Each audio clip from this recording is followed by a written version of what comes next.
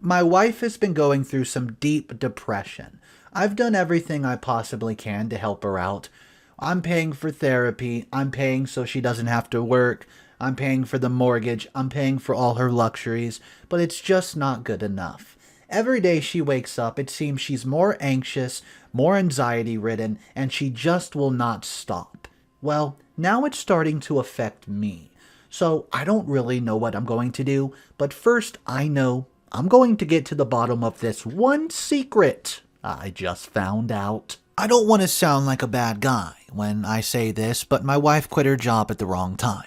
She's been open to me about her struggles with depression over the past few months, and I've tried to support her. I've even got her some therapy appointments with a close friend of mine. She said that she was doing better, but now I think that she was lying to me. We had agreed that once we paid off the house, she could stay at home and we would start trying for a baby. We were close to paying off the mortgage and she could have stopped working in a month, provided that she could do something from home to keep herself busy. Now, she just quit with no warning. I got home to find her with her face down on the couch and the lower half of her body hanging off.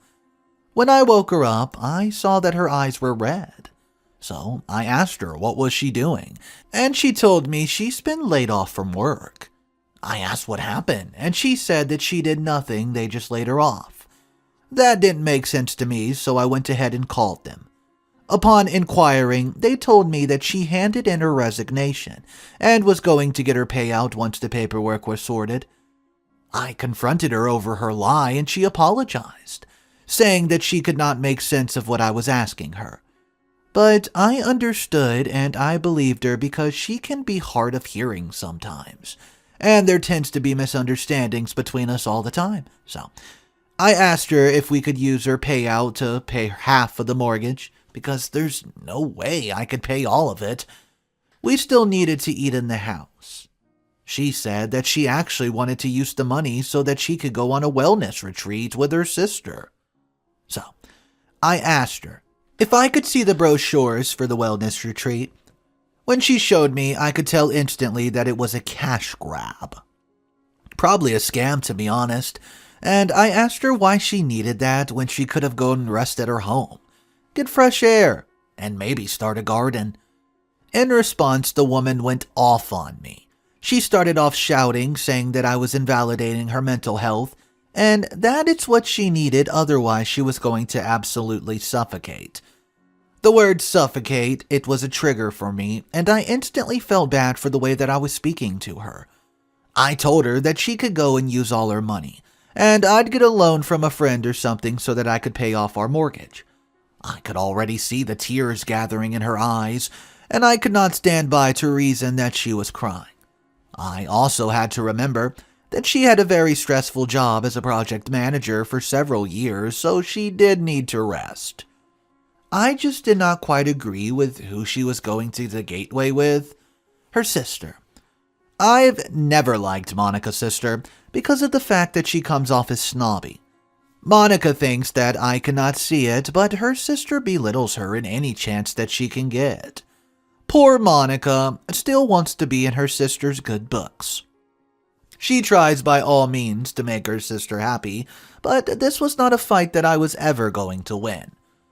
Even though it painted me that she was going through so much and she needed space from me, I understood and I let her go on a holiday with Caitlin. She was on holiday with Caitlin for a month and then 2 weeks more. She was supposed to have been coming back already after a month, but there were so many delays.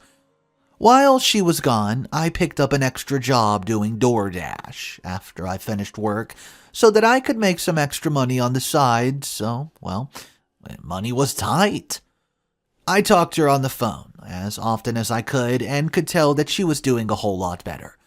I was ready for her to come back home, hoping that she was well rested. Soon enough, she came back home and, well, she was well rested. She started to look for another job, but I told her to take a week to recover from all that jet lag, and then she could start looking for another job. But there was a problem. That week that she was supposed to rest, she spent it on the phone, on social media, posting about her amazing holiday with her sister. When she was not on her phone, we barely even spoke. I confronted her about it, and she told me that she was feeling oh so sad. I suggested that she should go to therapy once more, which was when she told me that she had found this very awesome therapist who promised to cure her, but he requires a lot of money. I told her I could not afford the money and that maybe if she had not gone on the trip, she could have gotten help for her condition. She told me that I was being an absolute jerk to her. Am I being insensitive and hurrying her to get her depression over and done with? For that is what she said before she left my house, and right now I'm just feeling very guilty. I've been trying to call her, but her phone goes to voicemail. I don't know how to go about this, but I'm welcome to suggestions as to what to do so that I can support her, because it feels like I'm doing everything wrong. What's up, everybody? Mr. Reddito here. So today's story has multiple updates. The first update came out just a few months later. So we're going to jump into that now. I hope you guys are having a fantastic day. Here is update number 1. I honestly feel like a complete idiot right now. I thought their trip was just for fun or to spend money, but it was actually their last trip together. My wife's sister passed away about 2 weeks after the trip. She's been chronically ill for a long time, and my wife did not take it well at all. At the funeral, my wife, she had a massive mental breakdown. 1 minute, she was sitting next to me, calm, without a tear in sight, but then they started to lower the coffin and she absolutely lost it. She cried like she's been physically wounded, which triggered me as well. We could not get her to keep quiet for hours to the point where it started to feel ashaming and alarming. I don't want to lie, the devastation was real. I've heard of how sisters have a very strong bond, and if one of them pass away, then it leaves a hole that can't be closed by, anything. I had to take days off to work just to take care of her. Not that I minded, I was unsure about how to help her out. It was out of my domain. I don't deal with all the feelings well. She would not leave the bed for the entire day, and getting her to eat was an absolute mission. I was very worried, which was when I got a grief counselor for her. Since the counselor had to be confidential, she told me vaguely that Monika was still in denial. Denial over her sister's death, and she just needs to be around her supportive family. Months passed and there was no improvement. I wanted her to get out of her head for a minute just to focus on life, which was passing her by, when all she could do was stay in her room. But I could not just shout at her to get over it because I feared I would worsen her situation. About 6 months after her sister's passing, she started to show some improvement and left the house for the first time. She made progress with grief counseling and started talking about going back to work. Unfortunately, that was the time she started having nightmares and sleepwalking. It got so bad that she decided to sleep in a room separate from mine after she nearly hurt me in my sleep. All the work that we've done for the past few months was undone. She was diagnosed with chronic depression. Although I could not afford it, I felt some guilt, as if I was partly responsible for her condition. So, I got her all the meds that she needed, and she barely spoke for days at a time, but I was used to that anyways. As long as she ate and got therapy, I was absolutely relieved. But now I feel like we can't go on like this anymore. Some weeks ago, she joined a grief support group, where she got a friend named Gladys. Gladys did what I could never do, which was to get Monika to dress up and go anywhere but the hospital. Monika usually spends her days on her phone, eating, or watching K-dramas. I've long ago given up her asking to come with me to functions. I was happy that we were just making progress. When my wife was feeling unwell, I could not bring my friends over to the home. She was unpredictable and could say some stuff without thinking, and I didn't want to expose them to that at all. But with her having a bit of a social life now, I was able to bring friends to my home. Gladys also got my Monika a job at her workplace and started taking her to the local gym. It was an entry-level position though, and I still had to pay the bills, but it's fine. I was glad that she was slowly learning how to be her own person once again. Because, to be honest with you, I was always stressed thinking about her. The number of times that she tried to take her own life, but failed, luckily, is more than I could count. All my metal spoons and knives are in a hidden cupboard, with a key because I fear that she might just decide to, well, yeah. But I was also worried about her being on her own without my supervising her. One night, I was having dinner with my buddy Lance when I started to get a credit card notification of large sums of money being spent. My wife was the one who had the particular card, and it was for emergencies only for her medicine when she went to the doctor. So, I tried to call to find out if she was the one who made the charges or if someone else had stolen the card, but I got no response at all. I lost it because I had a monthly budget, and she did not clear those charges with me at all. I saw that some of the charges were made at a clothing store and one was at a liquor store. My wife did not drink alcohol as far as I know, and both of us don't drink in the house. We'd agreed to no alcohol in the house because of how it affected her, so why was she doing this? Some of her medicines are not to be mixed with alcohol, pretty strictly as well. She arrived home at 4 a.m. and she was out of her mind with happiness. As you can imagine, I was less happy than she was, and we had a fight with each other in which some hurtful things were said. I scolded her for buying such expensive clothing with my card, without asking for permission, and she said that my money belonged to her anyways, and that I should be happy that she even came back home. I asked where Gladys was, and if she was the one who suggested that they should go shopping with my card, and nearly max it out, by the way. She started laughing at me and told me that she was her own person. Yeah, and she could make her own decisions, and did not rely on Gladys to make those decisions for her. I told her that I never want to see her hang out with Gladys, and then she had the nerve to say that if she could not hang out with Gladys, then she was going to stop taking her treatment. I saw that there was no use of arguing with her, as I had work in a few hours, and I just let her keep on ranting. And then she starts the guilt tripping. She touched on a very sensitive topic, and she said that I had to learn to be there for my family members, because I did not know how much time that person had. She reminded me that I could not be with my own mom on her deathbed because of the fact that I was trying to secure a big deal at work. It had been a very difficult decision for me to make, but I thought that I still had time. I could not leave work early enough that day because my boss was being difficult about it.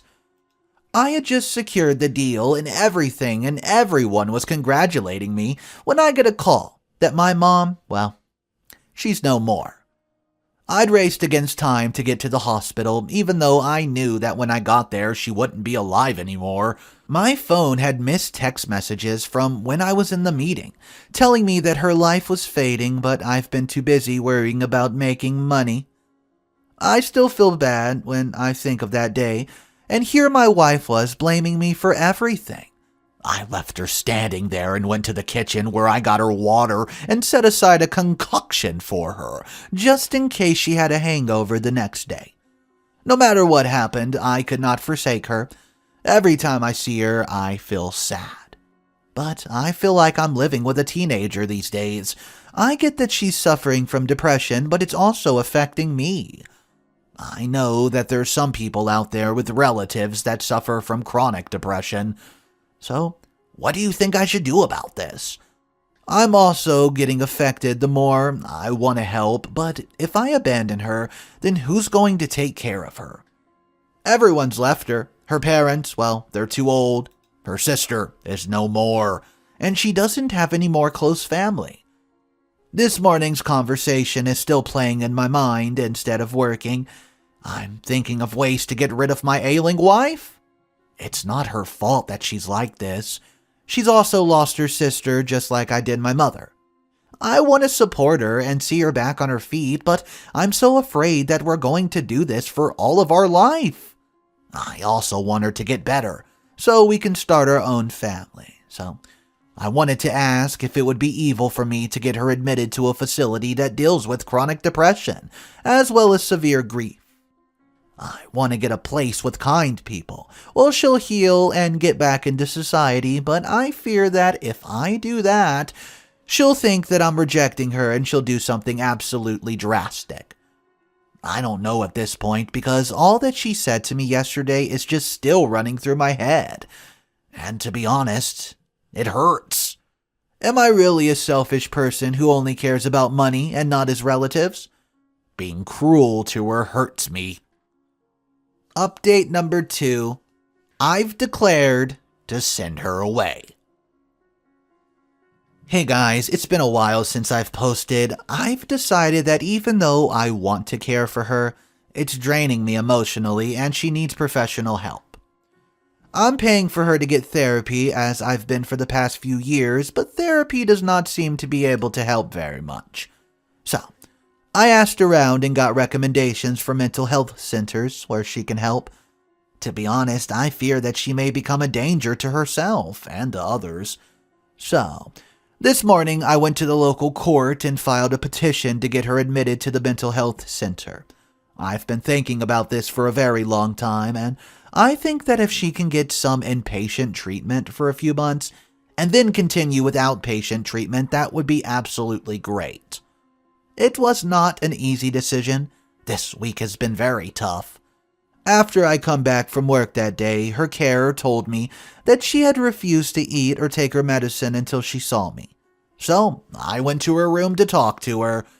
She asked me not to kick her out and apologize for what she said to me. She said that she was going to do better from then on out, but the last night was just difficult for her because she found out her sister's husband moved on. It was understandable what happened and why she reacted to it that way, but the fact remains that she can't handle any piece of news without breaking out into anxiety and depression. It's getting very expensive to keep on paying for therapy when she's going on shopping sprees like that and buying her friends' clothings left and right. And it was not like she can pay me back because she's not working anymore. She's confessed to me that she's also been laid off from work with no proper explanation. So, I called a place and told them that they were overstaffed and had to let some people off, but she did not do anything wrong. They also said that she did not seem comfortable being there and would constantly break things by accident if she got too anxious. I could see that she had a bad week, so I told her that she did not have to be sorry and that we would get through this together. During that week, my grandma and grandpa decided to visit. She was barely present, and I could tell that they really wanted to see her. They were the ones who ended up suggesting that we should have her admitted. They said that I've tried and I've been doing everything for her, but every time we think that she's getting better, things take a turn for the worst. That was how I ended up going to the clerk and filing a petition for her. Well, if it's approved, then she'll need an emergency psychiatrist evaluation. Update. She found out about what I wanted to do, so I'm not going to send her there anymore. She did have her evaluation and we're still waiting on the results, but some things have changed. I found out some stuff that's made me feel that I'm indebted to her and to make sure that she's not put into that place. I told her after I filled the petition that I want to send her away for a few months so that she can have professional care. She said that she understood. She had depression her whole life, and it's unfair for her to dump all the trauma on me. She let me know that it started when she was younger and got bullied. She never had self-confidence and had to fake it for so many years. And well, because of that, she couldn't get a job, and she couldn't keep it. Her parents and her sisters were the ones who took care of her financially. But now her parents are old and her sisters no more, and when we met, her depression eased for a while and she thought that it was over, when in fact it was just waiting to rear its ugly head. And then she gave me the number of the doctor who used to treat her so that I can confirm that it is true. Well, I don't need to confirm. I know it's true. I wanted to stop the evaluation and have her stay with me instead. Maybe an outpatient, but she told me that it was all okay and she would do it. So now we're waiting for the results, but I feel guilty about it. My wife had to carry all that all these years, and she had no one to tell. And here I was complaining about being financially responsible for her. I know this sounds like a crazy idea, but what if she gets better now that she's told me the truth? I'll still continue to take care of her for as long as possible. She's not worked for a while now, and even if she did work, she would not be able to get proper care for herself. I'll let you know how the results come out, but today was a life-changing day for me. I don't know how to feel about it. However, I know that maybe having her isolated and rejected, like she's been rejected all these years, is not the way to go, so I won't be doing that. Update 4. I think my wife is lying to me. The test results come back some time ago, and I was told that I could admit her, but I decided I would not. Instead, I've been looking at an outpatient program for her. I've also been taking a different approach, which is trying to make her happy. I've been cooking her favorite meals, taking her out to see her friends and parents, and giving her anything that she needs and desires. And you cannot imagine how much of a drastic change there's been in her. Maybe this is what I should have done in the beginning. Given her unconditional love and not just treated her like a sick person. I've also allowed her to still be friends with Gladys, even though I'm not a big fan. The more her mind is occupied and the more things she has to live for, the better for her, right? But while on the topic of things that she has to live for, I considered buying her some new furniture for her room. Ever since she moved into the room, it's had the same decor and has not even been painted once. I wanted to personalize it the way that she would like, and I would not be preferred for her to move back into my room, but it's been years since she stayed in my room, and I don't want to pressurize her. So, I sent her out for a spa day, and then with the interior designer, we started to evaluate her room. Now, I wasn't snooping at all. I simply removed her clothing from the wardrobe so that the designer could do her thing, which was when I found a bag of papers and medicines. Some medicine has expired years ago. The ones the doctor have been prescribing her to help with her depression. There were also phone numbers of the different doctors that she's been going to and notes where she was writing, "Paid." As if that wasn't enough, this woman had a phone in there. The phone was locked, but I just inputted her birthday and popped open. On the phone, I found multiple text messages. And I mean multiple, between her and the clinic. Those were the most recent ones where she was speaking to someone that worked there and telling them to fix the test results so that she appeared to be depressed. Why would she make the test results say that she was depressed?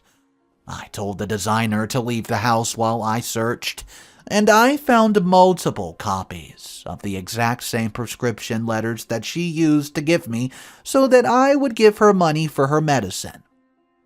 I also had the account details for one of my accounts, but I was sure that she would never take the money. Would she? And then, worst of all, were the letters from different places where she applied and got a job, but she told me that she's never gone there. With each new piece of evidence, my breath got fainter and fainter, and I thought I was absolutely going to lose it. So then, I called the doctor that she gave me a call. I grilled him and asked him if she was really ever depressed. Well, he refused to betray her confidentiality, but he said he saw her only last year and never when she was a child. For years, she's been putting up an act, but why would she do this? That's the question I have. Who would want to go hours of therapy and pay for the therapist to lie? I once again took a look through her phone, and there I found messages between her and Gladys, where she was gossiping about me and telling Gladys how she fooled me once again, and how that they had money to spend on the weekend once more. I put everything back in its place while I thought about the next course of action. I just need to know the truth because this cannot be what I think it is, because if it is, then I am the biggest fool in the world. Update. Everything, and I mean everything, was an absolute lie. She's backed into a corner, and she had to confess to me, and all I did was tell her that the test results said that she had no signs of depression or anxiety, and she said that it was impossible. Then I told her that, of course, she had been taking her antidepressants for a year, so the evaluation had to have an error, and then I went to get her pills ready. She said that she'll take them in her room, as she always does, but I told her to take them in front of me. She started making every excuse she could think of, saying that there's no need, but I told her that I needed to see her take the pills to make sure her treatment went well. It became like a game of cat and mouse, because she refused to take those darn pills. I got tired, took her bag of evidence, and threw it in front of her, asking her why she had all those pills from before. I told her, you better not lie, because I've already spoken to the people she paid to keep her secret. Well, my wife, she looked like an absolute deer in headlights, and my suspicions of who she really was were confirmed right then and there. She had been pretending to be depressed for years just so that she didn't have to work. And she went down onto her knees as soon as she realized that I was onto her and there was no escape left in sight. I quickly hid the keys for the gate in case she tried to escape, for I was sure that some of the stuff she did was illegal, and she would surely get charged. She said that she's never liked working and just wanted to be cared for like any other woman in society. I asked her if she did not feel bad that I had to take on multiple jobs just to keep her happy. This is when she told me that she was just not used to fending for herself. She's enjoyed being a housewife, and I was not letting her. I told her, you had a family that cared for you. What was the use of this? And then she told me that even though I cared for her, I did not give her a life of luxury that she always wanted. So she thought it was better to fake being depressed so that she would not have to work and I would work harder. I had nothing to say. I was staying with a stranger in my house who lied to me for years and felt no shame when she was confronted. I told her, you better pack your stuff and get out of my home. I wanted nothing more to do with her. What's up, everybody? Mr. Edito here. So that is basically the end of the story. There is one small update I found in the comment section, and it was 2 months later. Here's what it has to say. The liar, who I used to call my wife, has nowhere to live. She's begging me for a place to stay now after she lied to me, and people found out that she's been faking her depression, and they were not happy. No one wanted to help her. Even her parents could not do anything about it because they're an old age home and can't take care of her there. I spoke to them about her childhood, and they told me that she had a tendency to lie in her childhood, but have never been diagnosed with, anything. If things did not go her way, she threw fits until she got what she wanted. Well, this time, she's not getting what she wanted. As far as I know, she's just now staying at a homeless shelter. I hope that she'll have time to think about her choices and remember what making an honest living is like. I just need a break from her, because to be honest with you guys, she's just too much. So I would like to know from you guys, I know this story was absolutely full of red flags and toxicness, but let me know. Do you feel bad for OP's wife? She ended up in a homeless shelter, her parents would not take her in, and well, she's just a straight up liar who took advantage of every single person she came across in life. Guys, first question I want you guys to answer in the comment section. What would you have done if you were in this exact situation as OP? Drop your thoughts down below. That's going to be all the stories for today. I hope you enjoyed this crazy roller coaster of a drama. If you did, show a little support by subscribing to the channel. Have an amazing day, guys, and I will see you guys in tomorrow's video.